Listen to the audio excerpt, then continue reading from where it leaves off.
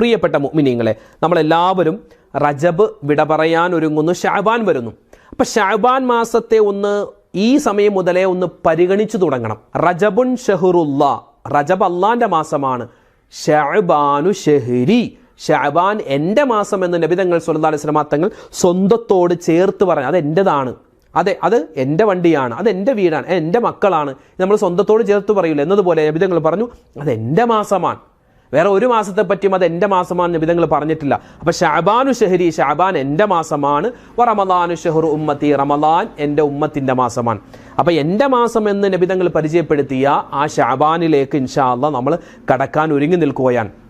പ്രിയപ്പെട്ട മുഅ്മിനീങ്ങളെ, ഇവിടെ മറ്റൊരു ഹദീസിൽ നബി തങ്ങൾ സല്ലല്ലാഹു അലൈഹി വസല്ലം തങ്ങൾ പറയുന്നതായി കാണാം, ഇന്നഹു ഷഹ്റുൻ യുഗ്ഫലു നാസു അൻഹു ബൈന റജബിൻ വ റമളാൻ. റജബാകുമ്പോൾ ഭയങ്കര ഈമാനായിരിക്കും. റജബാനിൽ ഇപ്പോൾ റമളാനൊക്കെ വരുമല്ലോ, നന്നാവാനൊക്കെ അവർ പള്ളിയിൽ കയറി ആദ്യത്തെ റജബിൻ്റെ ആദ്യത്തെ ദിവസമൊക്കെ ഭയങ്കര ഈമാൻ, പിന്നെ റജബ് 27 ആകുമ്പോൾ ഭയങ്കര ഈമാൻ കയറ്റവും ഭയങ്കര ഖുർആനോത്തും ദുആയൊക്കെ ഉണ്ടാവും. പിന്നെ പതിയെ പതിയെ അങ്ങ് കുറഞ്ഞു വരുന്നു. പിന്നെ ഇപ്പം റമളാൻ ആവട്ടെ, അപ്പം റമളാനാവുമ്പോൾ പിന്നെ ഒരു പള്ളി പോക്കും ഭയങ്കര ഈമാനും ഭയങ്കര ഖുർആനോത്തൊക്കെ ആയിരിക്കും. ഇതെല്ലാവരും അല്ലോട്ടെ ചില ആളുകൾ. അപ്പോൾ റമളാൻ എന്ന പുണ്യമാസത്തിൻ്റെയും റജബ് എന്ന ആ ഒരു തുടക്ക മാസത്തിൻ്റെയും ഇടയിൽ പലപ്പോഴും ശ്രദ്ധിക്കാതെ പോകുന്ന ഒരു മാസമാണ് ശഅബാൻ മാസം. അങ്ങനെ ഉണ്ടാവാൻ പാടില്ല, ശ്രദ്ധിക്കണം, അങ്ങനെ ശ്രദ്ധിക്കണം, ഇതിന് വലിയ പരിഗണന കൊടുക്കണം. ശഅബാനു ഷഹരി, ശഅബാൻ എൻ്റെ മാസമാണ് എന്ന് നബി തങ്ങൾ സല്ലല്ലാഹു അലൈഹി വസല്ലം തങ്ങൾ പരിചയപ്പെടുത്തിയ മാസം.